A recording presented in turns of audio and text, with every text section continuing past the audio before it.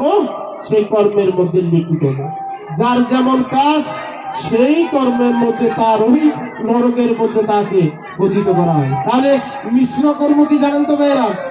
আমি কারো থেকে 2 লাখ টাকা মেরে দিলাম, 500 টাকা দান করলাম।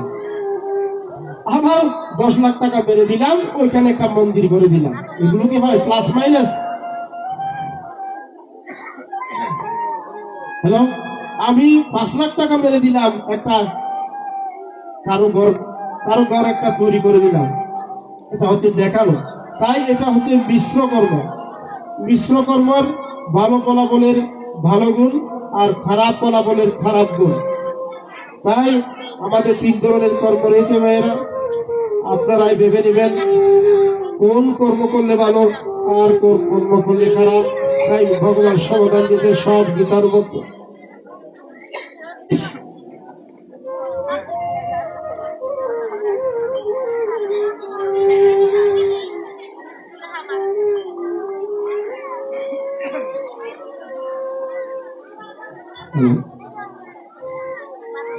তাই মা ভগবান যা করেন ভালোর জন্য করেন। এই যে আপনারা প্যান্ডেলের মধ্যে আছেন, প্যান্ডেলের মধ্যে যারা থাকে তারা বর্ষা আসলেও জ্বর আসলেও ভিজে না। ভগবান বলছেন আমার প্যান্ডেলে আসো। যারা প্যান্ডেলের বাইরে যাদের জ্বর বৃষ্টি হয় তারা কিন্তু ভিজে যাবে। তাই ভগবান বলছেন যার কাছে সাথী থাকে, তার মান এটা হচ্ছে সাথী না করলে যে মানুষ ধর্ম করে সাথীর মতো হয়ে যাবে। সাথী থাকলে যেমন বর্ষাকালে ভিজবে না, আর সাথী না থাকলে পুরোটাই ভিজে যাবে। তাহলে আপনার সাথে যদি গীতার মন্ত্র থাকে, গীতার বাণী থাকে, তাহলে ওই যতই জ্বর আসুক না কেন ভগবান আপনাকে ছায়া দেবেন। তাই গুরুর কৃপাহি কেবলম, গুরু ছাড়া গতি নাই। তাই বলা হয়েছে হরিনাম কৃষ্ণ নাম বড়ই মধুর, যে বোঝে সে বড়ই চতুর। তাহলে আমাদের একটা মালিক আছে মা, আছে না? সবার মালিক আছে না? হ্যাঁ বলেন তো ভাইয়েরা, সবার মালিক কে? কে বলবে আমার বাবা, আবার কে বলবে আমার দাদা, আবার কে বলবে ঢাকা। বলতে পারবেন তো? এদিকে তো অনেক মায়েরা আছেন, সবার মালিক কে? কে বলতে পারবেন? সবার মালিক কে বলেন তো মা? একমাত্র ভগবান। আমার মালিক হচ্ছে বিশ্ব ব্রহ্মাণ্ডের মালিক হচ্ছে একমাত্র ভগবান স্বয়ং। ভগবান চাইলে আপনাকে রাজাও করতে পারে, ভগবান চাইলে আপনাকে ভিখারিও করতে পারে। 1 মিনিটও লাগবে না, 1 নিমিষও লাগবে না। এই যে মায়ের মন্দিরে আজকে এসেছেন, 12টা সিসি ক্যামেরা ভগবান ফিট করে রেখেছেন। 12টা সিসি ক্যামেরা মনে রাখেন, সূর্য, চন্দ্র, আকাশ, বাতাস, ভূমি, তিথি, অভ্যাস, মরু, ধূম, এগুলো হচ্ছে ভগবানের সিসি ক্যামেরা। মনে করেছেন আমি ওই জলের মধ্যে ডুব মেরে পানি খাবো, তাই ভগবান তো মনে হয় দেখে নেন? না না না, এই হৃদ মন্দিরটা যতই পরিষ্কার করবেন আপনার চেহারাটা ততই উজ্জ্বল হবে। আপনার হৃদ মন্দিরটা যতই পরিষ্কার করবেন আপনার সংসারে কিন্তু লোকটি কিন্তু সুর করে ঢুকে যাবে। তাই ভগবান বললেন আমাদের মালিককে, আমাদের মালিক হচ্ছে ভগবান।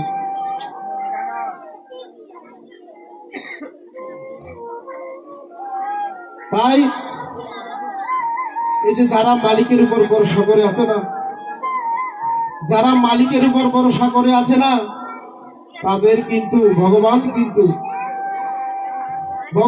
রোগ সুখ দুঃখ ব্যাধি তার ঘরে কিন্তু প্রবেশ করে না। তাই মালিক যে আছে তার প্রমাণটা আমি দিয়ে দিই। আচ্ছা, বনের রাজাকে বলতে পারবে তো ভাইয়া? বনের রাজা হচ্ছে সিংহ। বনের রাজাকে সিংহ। তাই সিংহ কি করলেন জানেন? একদিন এক বনের মধ্যে একটা গরু ঘাস খাচ্ছিল। দেখুন ভগবানের কি লীলা হয়। ওই গরু যখন ঘাস খাচ্ছিল, সিংহ বললেন আমি তো বনের রাজা। ওই সিংহকে দেখে গরু কি করলেন জানেন? দৌড় দিলেন। দৌড়াতে একটা পুকুরের মধ্যে ঝাঁপ দিলেন। গরু তো, ও তো বনের রাজা সিংহ। ওই গরু যখন একটা জলাশয়ে ঝাঁপ দিলেন না, জলাশয়ে কিন্তু পানি নেই, কিন্তু কাদা যখন ভরা, গরুটা ডুবে গেল, শুধু মাথাটা চোখটা দেখা যাচ্ছে জলাশয়ের মধ্যে। গরু বললেন, গরু কিন্তু হাসতে লাগলেন। সিংহ দিলেন ঝাঁপ, সিংহ ডুবে গেলেন কাদার মধ্যে। এটা বলার মাত্র আছে মা। আমরা যে বলি আমি সেরা, আমি শাহিনশাহ, আমি সম্রাট, আমি রাজা, ভগবান বললেন ওরে অধম, অর্জুন গীতায় বললেন আমি অধম, আর আপনাকে আমি যদি কাউকে অধম বলি সে মারতে আসবে। কেন অধম বলা হয়েছে? সবার জন্য ভগবান বলেন যে অধম সে আমার প্রিয় হয়। তাই এখন দেখুন গরু আর সিংহের কি অবস্থা হয়। গরু যখন কাদার মধ্যে ডুবে গেল, সিংহ ডুবে গেলেন। সিংহ বলেন ওরে ওরে তুই আর জায়গা পাস নাই, তুই তুই ওই কাদার মধ্যে ডুবেছিস, আমাকেও মেরেছিস। তাই গরু কি করলেন? হাসতে লাগলেন আরো, তুই যদি স্থলে থাকতি, তুই যদি টাঙ্গায় থাকতি তোকে আমি কুরকুর মুড় করে খেয়ে ফেলতাম। তাই গরু কি বললেন জানেন? ওরে সিংহ তোর এখানে কোনো শক্তি নেই। দেখুন এটা কথাটা কোন দিকে ঘোরাচ্ছে। তাই আপনার কোনো শক্তি নেই। সিংহ কি করলেন? চোখ বড় বড় করলেন। গরু বললেন কি জানেন? সন্ধ্যাবেলায় আমার একটা মালিক আসবে, সন্ধ্যাবেলায় মালিক এসে আমাকে এখান থেকে নিয়ে যাবে। মালিককে? ওই গরুর মালিক কিন্তু তার কিন্তু মানুষ, কিন্তু আমাদের মালিক ভগবান। সেই গরুর মালিক কিন্তু ওই ভগবান দিয়ে বুঝাচ্ছে আমার একটা মালিক আছে, আমার একটা মালিক আছে। সেই গরু বললেন, সিংহ বললেন তোর মালিক আছে। আবার গরু কি বললেন জানেন? এই তোর কি মালিক আছে? সিংহ বললেন আমার কি মালিক? আমি হচ্ছি বনের রাজা, আমার চেয়ে কোনো মালিক নেই দুনিয়াতে। আমাদের পশুত্ব জ্ঞান, আমরা পশুত্ব জ্ঞানে বলে আমি নাকি মালিক। ওই সন্ধ্যাবেলায় এসে 2-4টা সিংহকে মেরে মাথা পাঠিয়ে দিয়ে গরুকে জয়ধ্বনি করে নিয়ে গেলেন। সে হচ্ছে ভগবান। তাই মালিকের উপরে ভরসা করবেন, দেখবেন আপনার গরু রূপ বেদি heart pressure paralysis blood pressure. এই গীতার মধ্যে ভগবান কথা দিয়েছেন ওরে ভক্ত আমি তোকে হাতে ধরে টাক দুল পিটিয়ে অর্জুনের সাথে ওই দৈব শক্তি দিয়ে নিয়ে যাবো। কোথায়? ওরে গোলক, ওরে গোলক দামে আমি নিয়ে যাব। তাই হুশ হও মায়েরা, হুশ হও। হুশ যদি না থাকে, হুশ যদি না থাকে তাহলে বেহুশ হয়ে যাবে। তাই আমাদের মালিকের উপর ভরসা করো। মালিক আমাদের একমাত্র গতি, মালিক ছাড়া দুনিয়াতে আর কেউ নেই। তাই সবসময় ভগবানকে ডাকবেন। তাই ভগবানকে বললেন দেখুন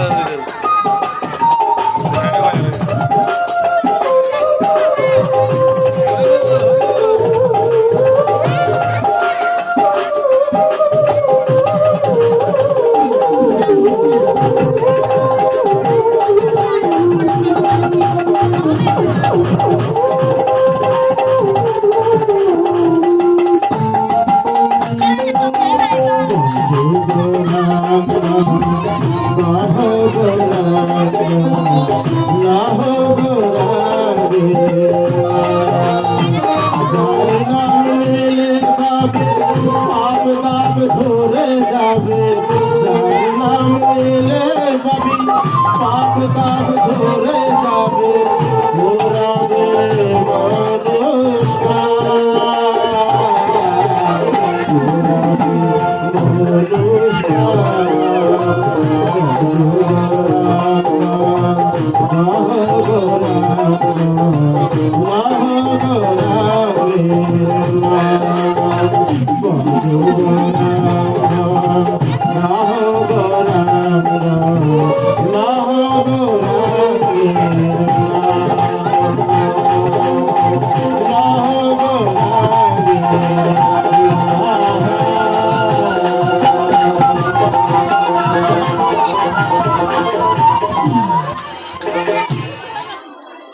রাধে কৃষ্ণ সবাই বাইরে তুলু তুলে গান তো রাধে কৃষ্ণ গোবিন্দ গোপাল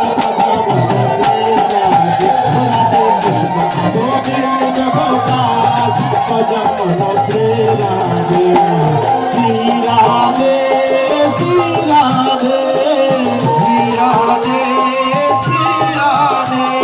শ্রী রাধে শ্রী রাধে শ্রী রাধে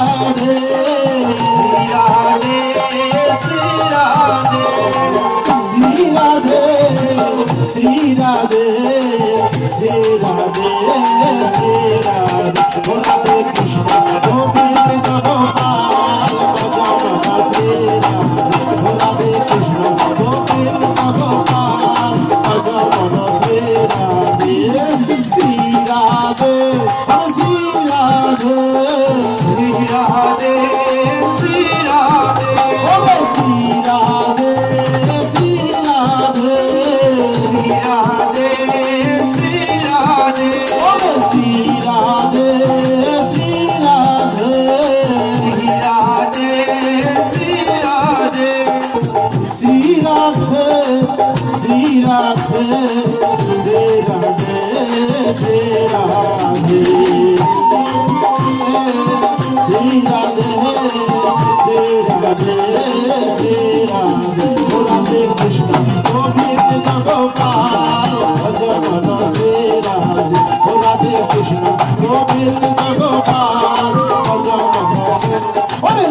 রাধে বল রে শ্যাম শ্যাম রাধে রাধে বল আরে শ্যাম শ্যাম রাধে রাধে বল ওরে শ্যাম শ্যাম রাধে রাধে বল ওরে শ্যাম শ্যাম ওরে রাধে রাধে বল ওরে রাধে রাধে বল রাধে রাধে বল শ্যাম শ্যাম রাধে কৃষ্ণ গোবিন্দ গোপাল ভজন শ্রী রাধে রাধে কৃষ্ণ গোবিন্দ গোপাল ভজন শ্রী রাধে রাধে কৃষ্ণ গোবিন্দ গোপাল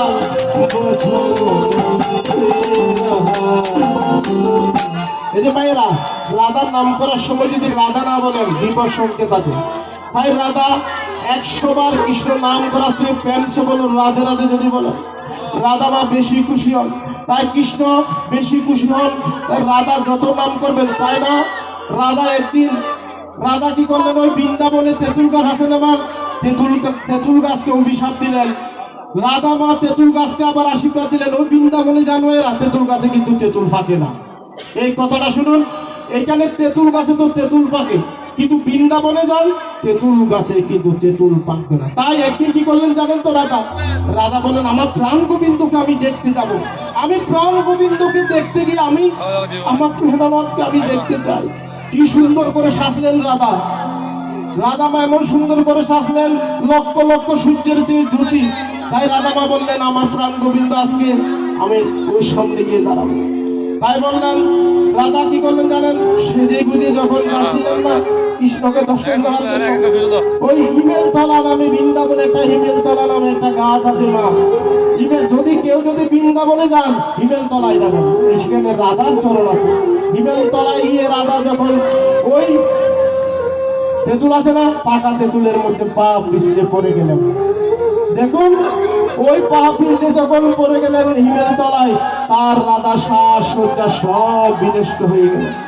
রাধা কাঁদতে লাগলেন। রাধা বলেন, আমার প্রাণ গোবিন্দ কই, আমার প্রাণ গোবিন্দ কোথায়, আমি তো আর দেখা করতে পারি না। তাই হিমেল তলায় বললেন, ওরে তেঁতুল গাছ, ওরে তেঁতুল গাছ, তোকে আমি আজ অভিশাপ দিলাম, তোকে আমি আজ অভিশাপ দিলাম। তেঁতুল গাছে কিন্তু তেঁতুল ধরবে, কিন্তু তুই আর থাকবি না, তুই কেসা থাকবি। তাই ওই তেঁতুল গাছ বললেন, ওরে রাধা, আমাকে একটু আশীর্বাদ করে দে। ওই বললেন, আবার আশীর্বাদ করলাম। তেঁতুল গাছে কিন্তু কাঁচা হবে, কিন্তু মিষ্টি হবে, তাই পাকবে না, কিন্তু মিষ্টি হবে। তাই রাধা মায়ের অভিশাপ আশীর্বাদ, তাই রাধা মায়ের আশীর্বাদ অভিশাপ যদি নিতে চান, সবসময় রাধা রাধা বলবেন। কারোর সাথে কারো দেখা হলে প্রেম সে বলো রাধে রাধে, জয় গোবিন্দ, জয় গোপাল, রাধে রাধে সবসময় বলতে থাকবেন। তাই রাধা মা বেশি খুশি হবে। তাই যে কোনো সময় গীতা পাঠের সময় কথা বলবেন না মায়েরা। গীতা পাঠ শুনতে হলে তাই মনোবাক্য শুনতে হয়। গীতা পাঠে কোনো আমি কথা চলে না। গীতা পাঠে কোনো শ্বশুর শাশুড়ির কথা বন্ধ থাকবে। গীতা পাঠে কোনো আত্মীয়ের কথা বন্ধ থাকবে। গীতা পাঠে পাড়াপড়শির কথা সব বন্ধ রেখে দেশে। আমি বলছিলাম 10-12টা সিসি ক্যামেরা আছে এখানে। 12টা সিসি ক্যামেরার মধ্যে এখানে যমরাজ, নারদ, সর্বঋষি, সর্ব বৈষ্ণব, যোগী, ঋষি, সর্ব দেব দেবী এখানে, কিন্তু যেখানে ভগবান থাকেন, যেখানে ভগবান থাকেন, তারা যেমন প্রধানমন্ত্রী হাঁটলে যেমন আশেপাশে মন্ত্রী চলে যায়, আশেপাশে মন্ত্রী থাকে না, এই ভগবান হচ্ছেন সর্বপ্রধানমন্ত্রী। ভগবানের আশেপাশে থাকবেন সমস্ত যোগী, ঋষি, দেব দেবী, সেখানেও এখানেও আছে, এখানেও নারদ বসে আছে। তাই ভগবান বললেন, মায়েরা, ভগবান বললেন, ভগবান কোথায় থাকেন? এক বলেন তো মায়েরা, ভগবান কোথায় থাকেন? বলতে পারবেন? তার তুলেন দেখি।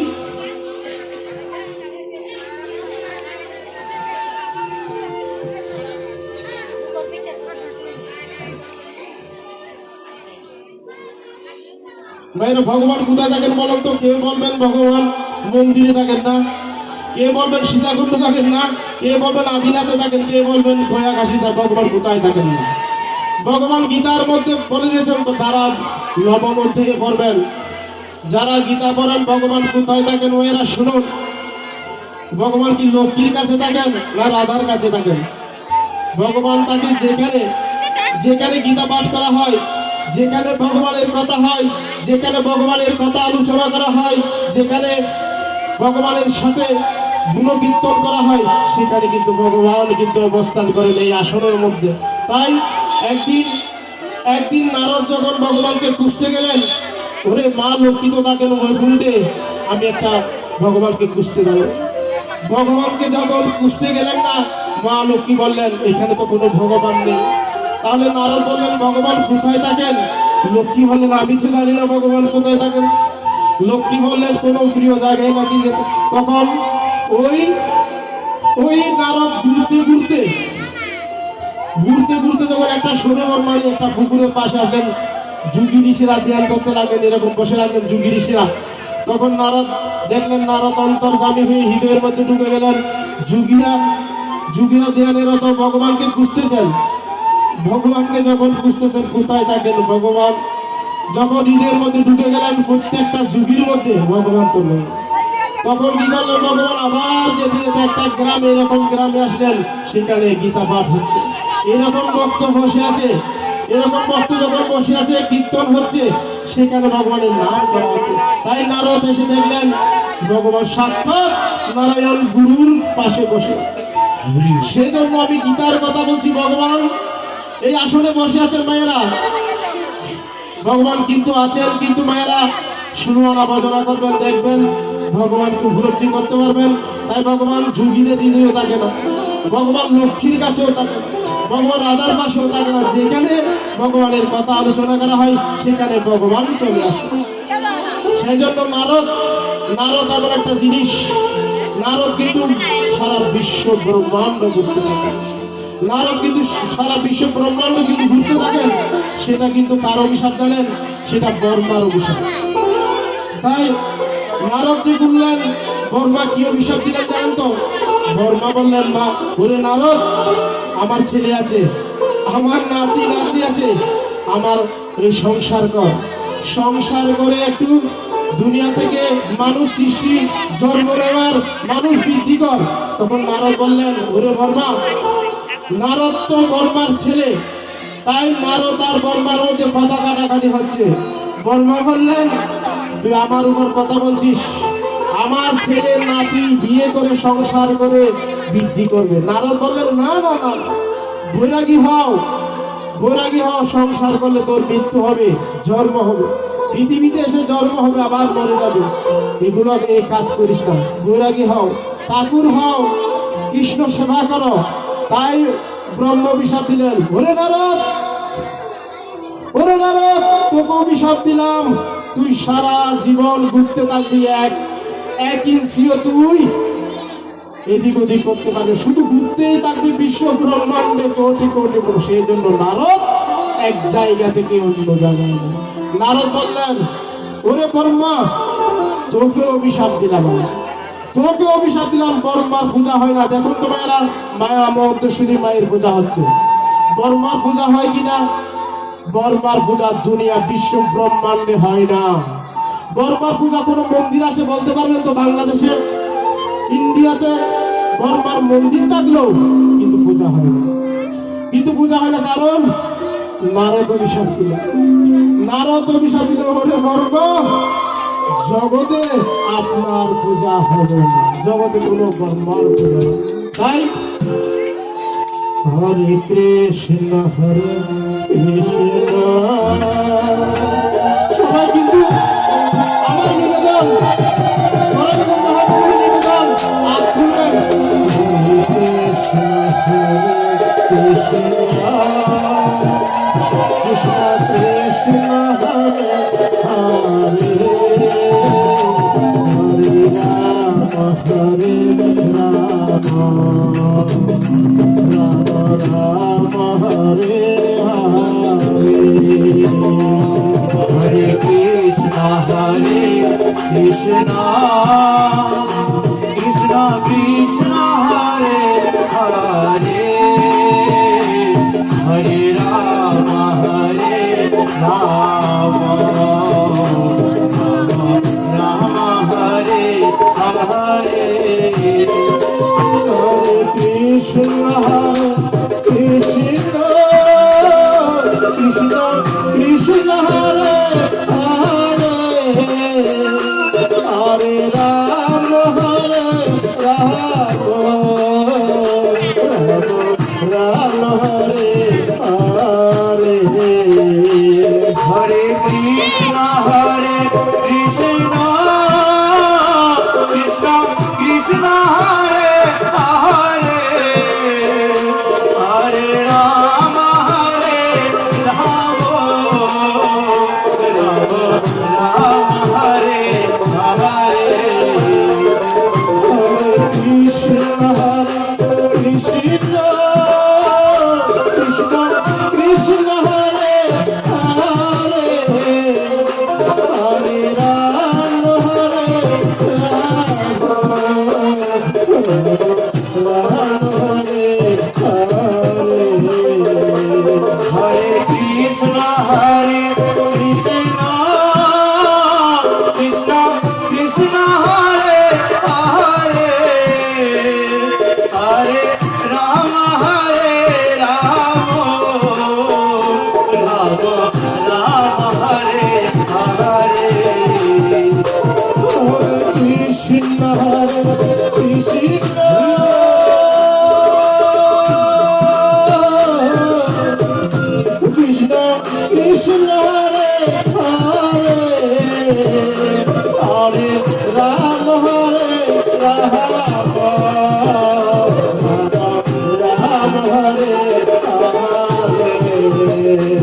হরে কৃষ্ণ কৃষ্ণ, কৃষ্ণ কৃষ্ণ হরে হরে, হরে রাম রাম, রাম রাম হরে হরে, কৃষ্ণ হরে কৃষ্ণ, কৃষ্ণ হরে হরে, হরে রাম হরে রাম